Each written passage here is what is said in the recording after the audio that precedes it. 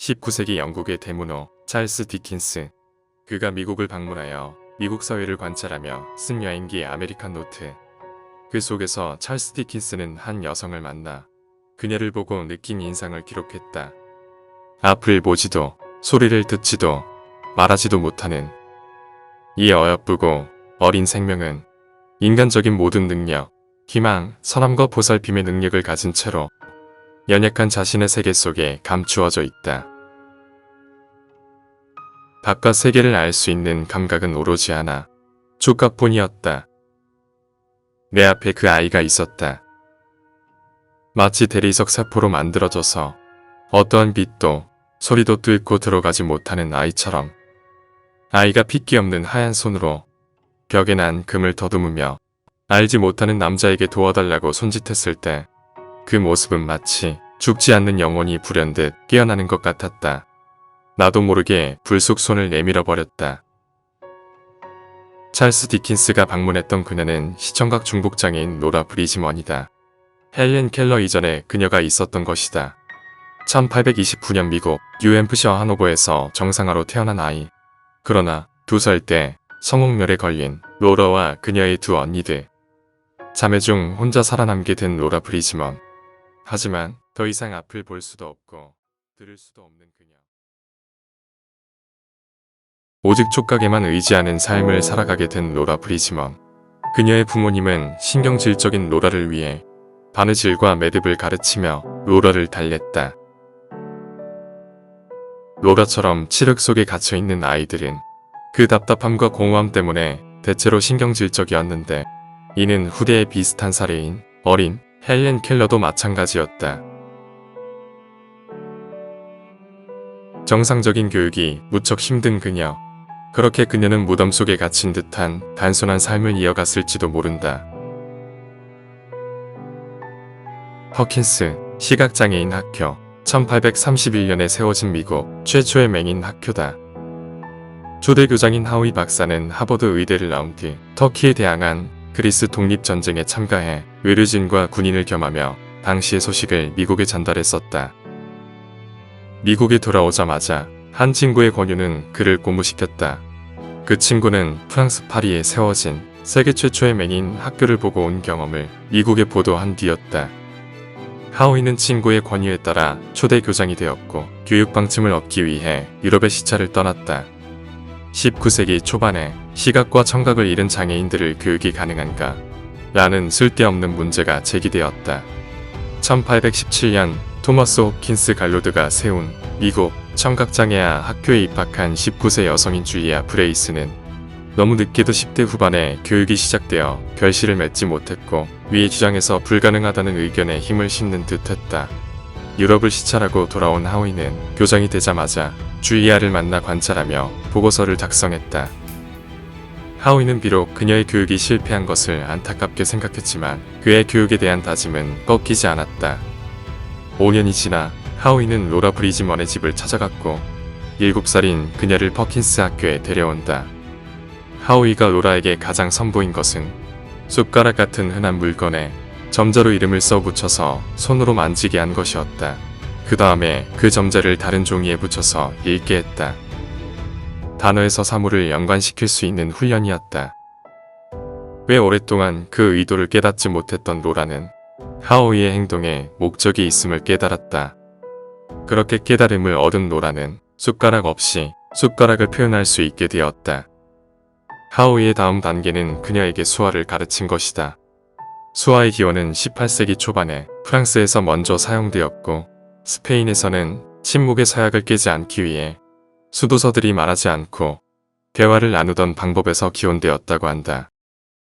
수화를 배운 그녀가 간단한 명사, 동사, 형용사를 배우게 되자 하우이는 너무나 기뻐했다. 그의 놀라운 성과는 세계적으로 유명해져서 찰스 디킨스가 로라를 만나게 된 것이다. 하우이 덕분에 로라가 유명해지면서 그녀의 삶에는 많은 변화가 일어났다. 찰스 디킨스가 로라를 운명의 속박에서 벗어난 아이로 보았다면 그 당시의 학자들은 그녀를 연구의 대상으로 생각했다. 유명인 중에선 찰스 다윈과 심리학자 스탠리 홀, 빌헬름 분트도 그녀를 찾아왔다. 또한 로라의 유명세 때문에 많은 사람들이 로라가 바느질한 레이스를 갖고 싶어 했다. 사람들이 로라의 손뜨개를 원하면 하우이는 로라에게 빨리 장식품들을 떠내라고 재촉하곤 했었다.